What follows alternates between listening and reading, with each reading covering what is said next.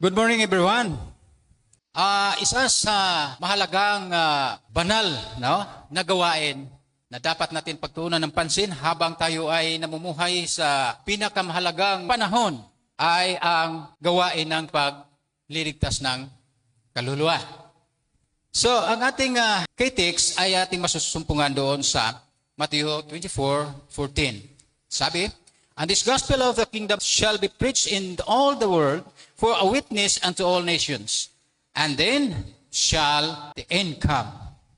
Dito makikita natin ang trabaho at dito makikita din natin ang space ng opportunity, which is the time. No? The work of giving the gospel to all the world. Ito po yung sinasabi nating a work of saving soul. Preaching the gospel para sa ikakaligtas ng kaluluwa. Now, how important is the gospel of Christ? Romans 1:16, "For I am not ashamed of the gospel of Christ, for it is the power of God unto salvation to everyone that believeth, to the Jew first, and also to the Greek." So, makikita natin ang kahalagahan, sapagkat ito ay kapangyarihan ng Diyos sa ikaliligtas. Ang Ebanghelyo, ang presente na katotohanan na ating ipangangaral sa buong sanlibutan ay isang kapangyarihan sa kaligtasan. So, napakahalaga ito. Kasi kung hindi natin ipaabot, ay paano makaligtas yung dapat maligtas? Okay? How did Apostle Paul explain that the connection of the gospel with the work of the Holy Spirit? Okay, sabi ni Apostle Pablo dito sa Ephesians 1:13, "In whom you also trusted, after ye heard the word of truth, the gospel of the salvation, in whom also, after that ye believed, ye were sealed with the Holy Spirit of promise, which is the earnest of our inheritance unto the redemption of the purchased possessions unto the praise of His glory." So, kung tatagalogin natin, ang nasa Kanya ay kayo rin naman ay nagsidiwala. Paano? Bakit nagtiwala? Matapos na inyong mapakinggan ang salita ng katotohanan, which is the gospel of your salvation, ay kayo rin naman ay naniwala at kayo'y tinatakan ng ipinangako na banal na Espiritu. No? Yung banal na Espiritu, pangako garantiya sa ating mana. No? Sa paghatid ng mensahe, ebanghelyo sa mga tao, nariyan ang banal na Espiritu. Siya ay nagsisilyo ng ugali ni Kristo doon sa nakikinig o mananampalataya. How did Jesus promise to send the Holy Spirit? No? Sabi dito sa John 14:16, "And I will pray to the Father, and He shall give you another comforter, that He may abide with you forever." Yun ang pangako, Kristo. No? John 16:12, ito ay nagbibigay ng karagdagan na function ng banal na Espiritu. Sabi dito, "Howbeit, when He, the Spirit of truth, is come, He will guide you into all the truth. For He shall not speak of Himself, but whatsoever He shall hear, that shall He speak, and He will show you things to come."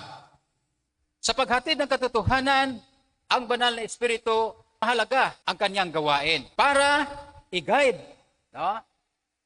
Kung walang mag-guide, ay hindi tayo makarating sa kaparunan. Ang sabi kasi sa 1 Timothy 3:2 yata yon, no? Sabi doon na nais ng Diyos na ang lahat ng mga tao ay mangaligtas. Sa anong paraan? Na sila ay makarating muna sa pagkakalam ng katotohanan. Paano makarating ang tao ng katotohanan kung wala ang banal na Espiritu at tagahatid ng mensahe? No? So ito po ang mga punto na napakahalaga dito sa tinatawag na banal na gawain na siyang tinatawag nating pagliligtas ng mga kaluluwa. No? Dito tayo sa kasunod. What indicates the end come? No? Ano ba ang pakahulugan ng end come? Alam natin na napakahalaga ang panahon. Mayroong panahon na tinatawag na quality time na ibinigay para sa gawain na yon. Pero, pag natapos yung panahon na yan, wala na. So, mayroong tinatawag na hangganan. So, sabi dito, by giving the gospel to the world, it is in our power to hasten the coming of the day of God. And the Lord Jesus would have come to the earth in power and great glory. So, kumakahulugan pala yun sa pagdating ni Kristo. Yung end time na yon. Pero mayroon pang isang pakahulugan doon sa tinatawag na huling panahon na yan. No? O katapusang panahon. Sabi dito sa Education 271, with such an army of workers as our youth, ay paborito talaga ang youth dito sa gawain ito. Rightly trained might furnish how soon the message of a crucified, risen, and soon coming Savior might be carried to the whole world. How soon might the end come, the end of sufferings and sorrow and sin? Nadama ba ninyo mga kapatid? Yung tinatawag na kahirapan, sorrow, no? Kalungkutan, and sin. Kaya nga nanawagan ng Panginoong Hesus sa Mateo 11:28, yung mga nakadama ng kabigatan, kapagalan, ng kasalanan. Sabi niya, lalapit kayo sa akin at kayo ay aking pahihinahin. Ang inyong mga kaluluwa ay aking pahihingahin. So, yung mga kahirapan, mga kalungkutan at kasalanan shall have come to an end. No? What is the highest, noblest, and sacred work ever entrusted to mortal man?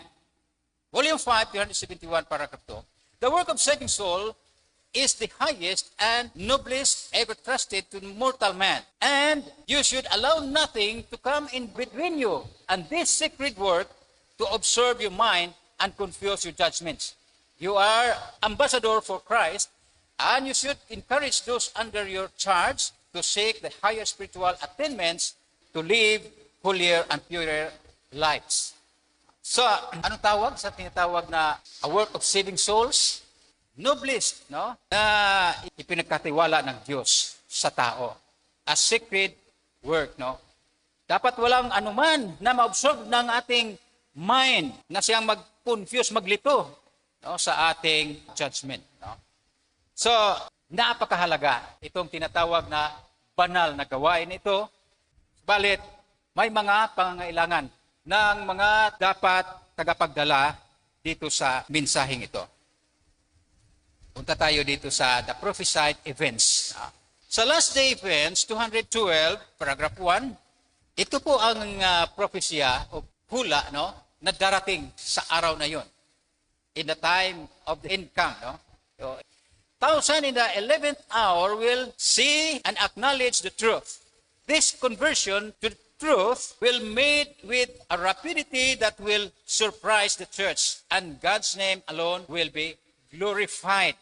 Nakikita ba ninyo mga kapatid? Ano ang nilarawan sa mangyayari sa hinaharap? Anong kaganapan na mangyayari sa hinaharap? No? Sa panahon na tinatawag na 11th hour, ibig sabihin yung 11th hour, the last time before it is too late, mangyayari yung tinatawag na conversion to the truth. Mayroon pa sinasabi dito sa LDA o Last Day Events 212 paragraph 2. What will happen at the 11th hour? No? There will be thousands converted to the truth in a day who at the 11th hour see and acknowledge the truth and the movements of the Spirit of God. So, makikita nila sa panahon ng 11th hour na yan, kanilang kilalanin. Hindi lang ang katotohanan ang kanilang kilalanin, kundi pati na yun ang gawa o kilos, no, ng banal na Espiritu ng Diyos. Pupuntahan natin yung mga parallel ng events. No? How did King Nebuchadnezzar know what the Son of God like? Alam naman natin yung historia, no? Kasaysayan ng Babylonian Kingdom. Pinangunahan ni Nebuchadnezzar. No? Mayroong tatlong mga Hebrews na mga young people Hebrews na nagtatrabaho doon. At nangyari na nagbigay ng kautusan ng hari. Ang lahat na mga nanirahan doon ay kailangan magsamba sa larawan na kanyang ginawa. Ngayon, hindi sila sumamba at nagdala sa kanilang mga sarili upang sila ay bigyan ng penalty. Ayon sa kwento o ayon sa kasaysayan, sila ay inagis, ibinulid sa apoy, sa horno. Sa halip na sila ay masusunog, ay hindi. At yung tatlo ay naging apat. At ang pang-apat, sabi ng hari, no, hindi pa tatlo yung inihagis natin, bakit naging apat yun? Yung pang-apat na yan ay yun ang anak ng Diyos. Pero ang tanong, paano niya nalaman na anak ng Diyos yung pang-apat? Dito tayo sa Prophets and Kings 509, paragraph 2. How did the hidden king know what the Son of God was like? The Hebrew captives filling positions of trust in Babylon had in life and character represented before him the truth. Paano sila nagrepresent sa katotohanan? Yung pamumuhay nila at saka yung karakter nila ay naaayon doon sa katotohanan. Sabi dito, when asked for a reason of their faith, they had given it without hesitation. Hindi sila nag-aalangan, no? Upang magbigay ng sagot kung sila ay tinatanong ukol sa kanilang pananampalataya. How did these three young Hebrews do missionary works inside the pagan kingdom? Prophets and Kings 509, paragraph 2. Plainly and simply, they had presented the principles of righteousness. Ito yung missionary work ng mga kabataang mga Hebreo. No? Teaching and thus teaching those around them of the God whom they worship. Itinuturo nila kung sino ang kanilang sinasamba na Diyos sa mga taong nakapaligid sa kanila. They had told of Christ. Meron na silang paniniwala, meron silang pananampalataya na darating sa takdang panahon ang tinatawag na Messiah o Christ. Manunubos. No? Yun ang laman ng kanilang misyonary, ng laman ng kanilang mensahe bilang kanilang pagmimisyonary sa loob ng kaharian ng Babylonia. Sabi ito, and in the form of the fourth in the midst of the fire, the king recognized the Son of God. Kung bakit nakilala o bakit sinabi niya na iyon ay ang anak ng Diyos. Sapagkat bago pang mangyayari na yon, gumagawa sila ng misyonary doon sa kaharian na yon. At ipinakilala nila kung sino ang darating na Kristo o Misaya. Kaya, yun pala. Kaya nalaman ng hari. Dahil nakarating pala sa hari, yung misyonary nilang ginawa doon sa kaharian na yon. Ako ba rin yung punto? We're talking about the parallel events. No? Punta tayo dito sa sunod. During the Pentecost, how many were converted into the truth? Sabi dito sa Acts chapter 2, verse 41. Then that gladly received his word were baptized, and the same day there were added unto them about 3,000 souls. And they continued steadfastly in the apostles' doctrine and fellowship, and in breaking of bread and in prayers. Sa panahon ng Pentecostes, yung pagbuhos ng tinatawag na former rain, yung kapangyarihan banal na Espiritu, nangyayari ang conversion, yung paghikayat ng pangmaramihan. Pero magtatanong tayo, bakit kaya? Bakit nangyayari ang ganun? What was Christ doing while He was upon this earth? No? Evangelism 35, paragraph 2. When Christ was upon this earth, He took advantage of such opportunities. Ano nga yung opportunities? The time to work. No? He took that advantage. Wherever a large number of people was gathered for any purpose, His voice was heard, clear and distinct, giving His message. Bakit nangyayari na thousands ang mga na-convert doon sa panahon ng Pentecostes? Dahil nangyayari ang tinatawag paghatid ng mensahe. Una muna ang paghatid ng mensahe bago ang pagkahikayat sa mga nakikinig sa mensaheng yon. Sa Evangelism 35, paragraph 2, what was the reason why thousands were converted during the Pentecost? No? And as a result, after His crucifixion and ascension, thousands were converted in a day. Bakit? The seed sown by Christ sunk deep into the hearts. At pagkatapos noon, nakatanggap sila ng formerin, the power of the Holy Spirit or Holy Ghost, at sila ay boldly, ibig sabihin na hayagang, walang takot, naghahatid, nagsasalita ng katotohanan para sa ikaliligtas ng tao.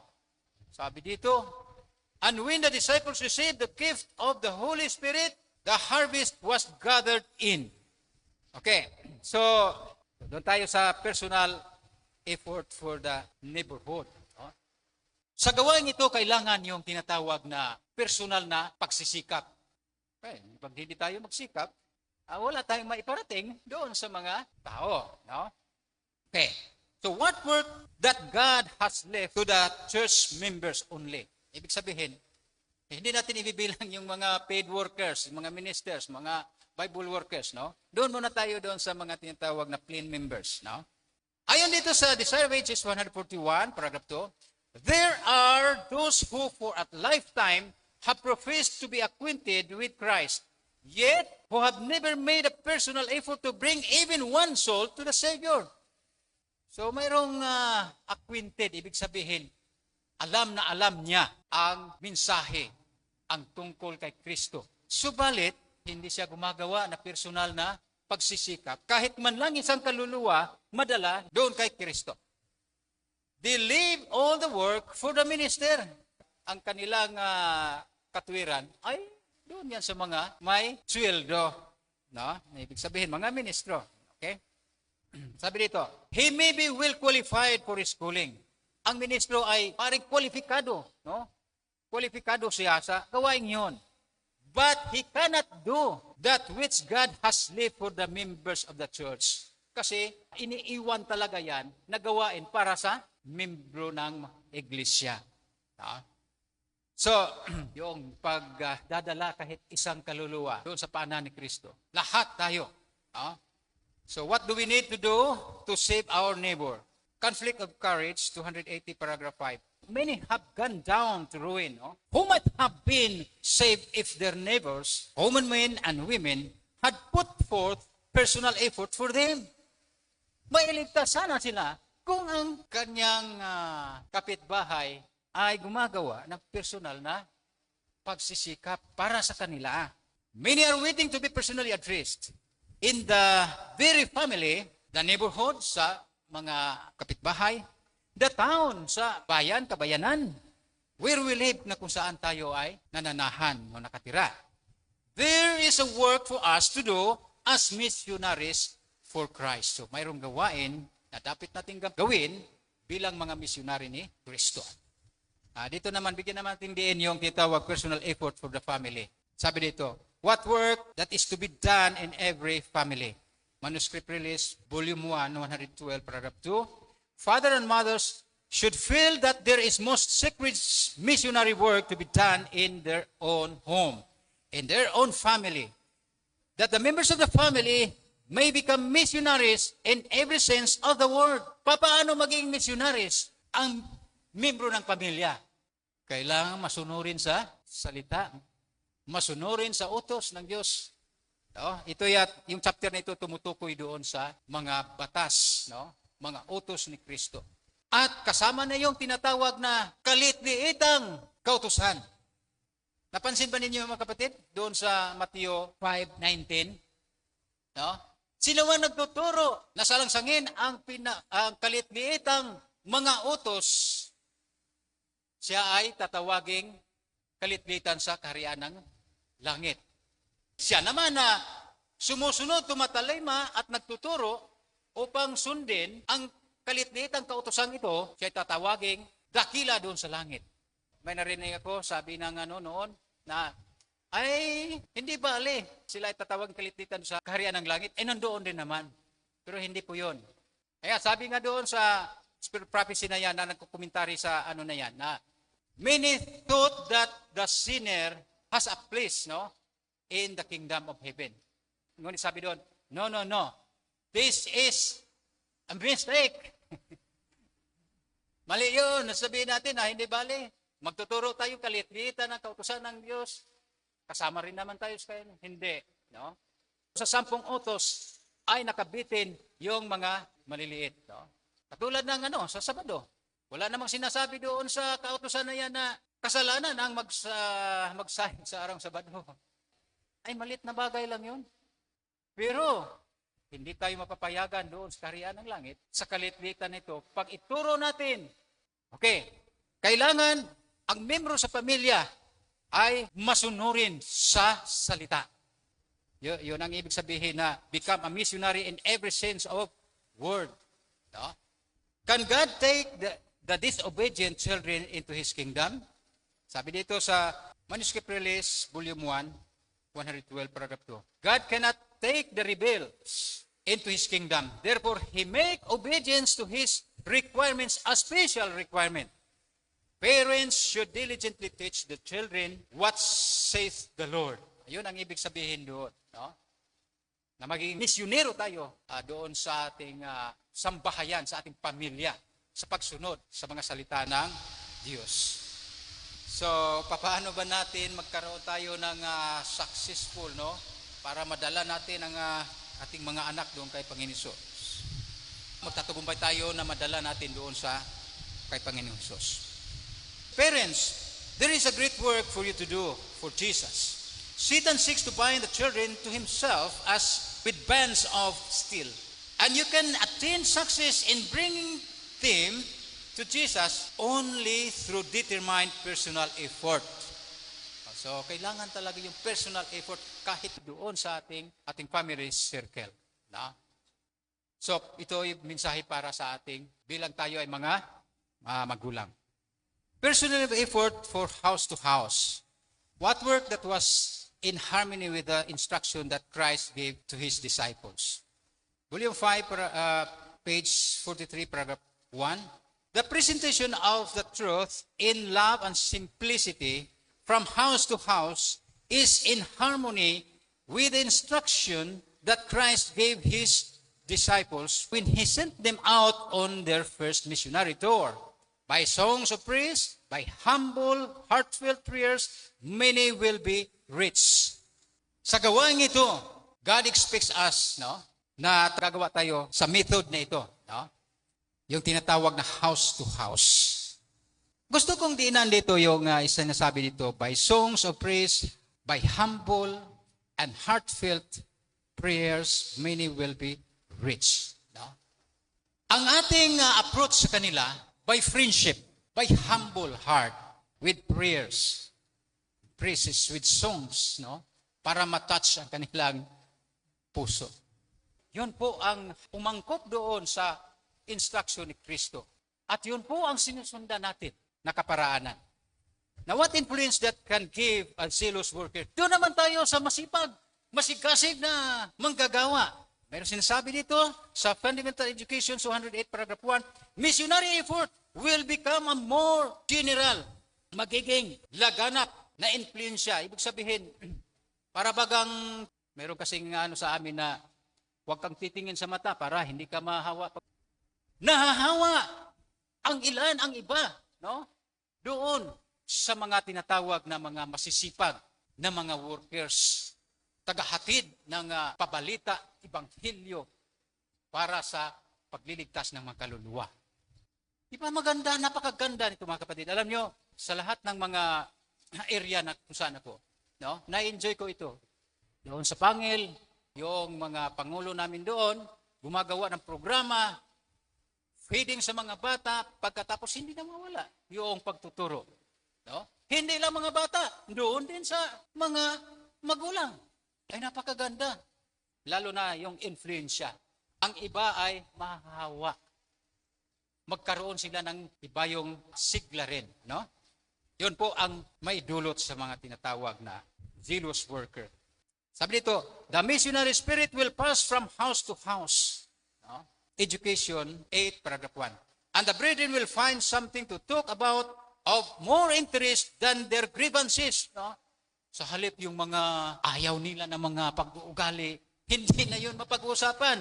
They will be interested in displaying the jewels of truth, which the Bible contains, and churches will be established, meeting houses erected, and many will come to the help of the Lord. Ano yan? Pag nakita yun, oy, tutulong ako dyan. Napakaganda, no? Dahil sa influensya ng tinatawag na zealous worker. No?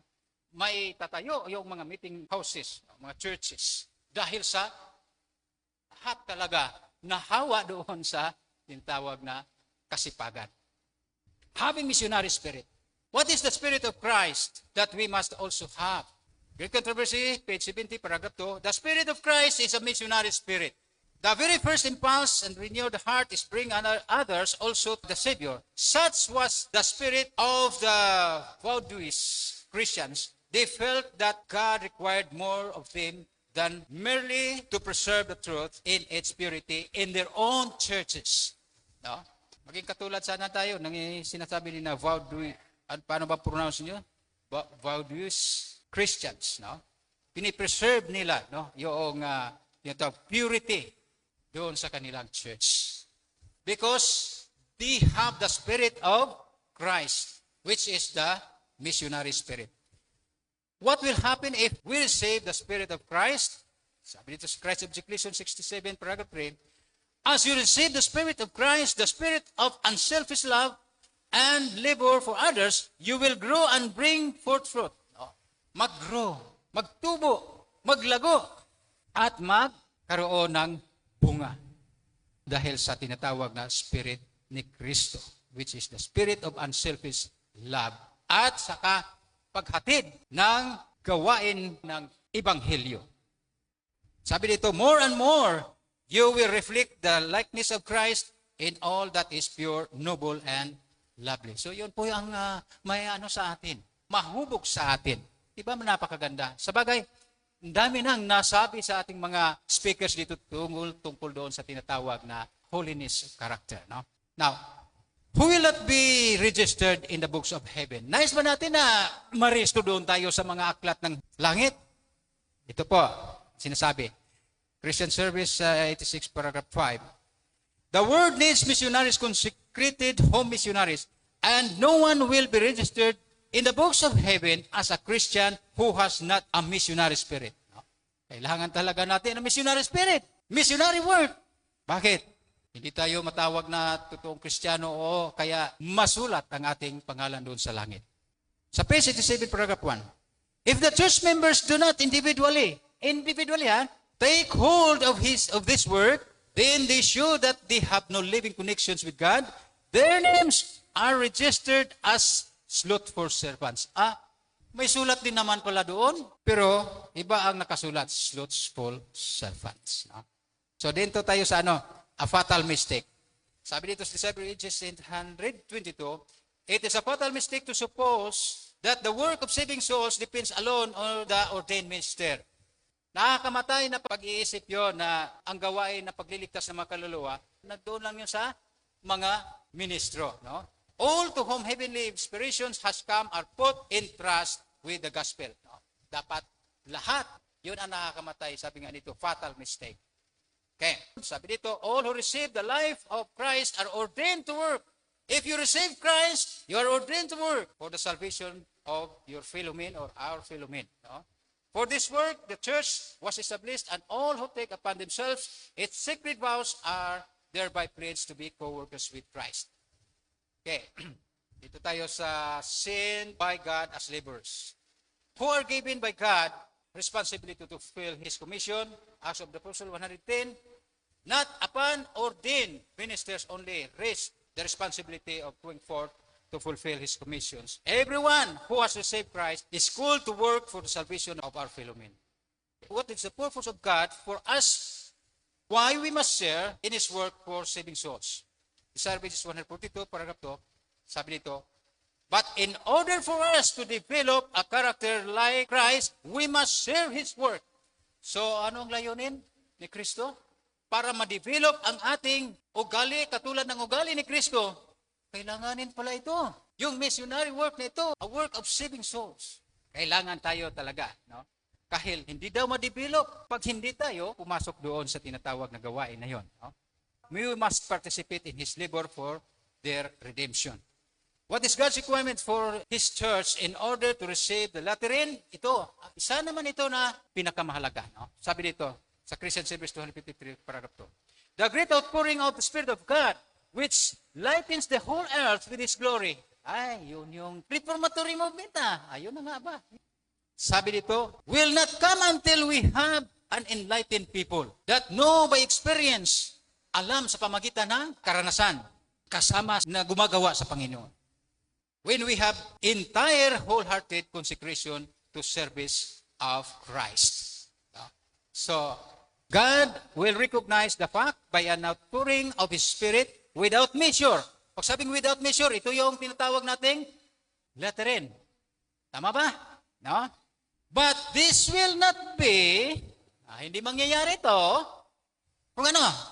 While the largest portion of the church are not laborers together with God. Kailangan natin talaga. Bakit? Hindi mangyayari ito, hindi magaganap ito, kung hindi ang largest portion ng bayan ng Diyos ay magiging kamanggagawa ng Diyos. Ito po nagtapos ang ating presentation. At purihin ng Panginoon, pagpalain tayo. At yun po ang aking wish and prayer.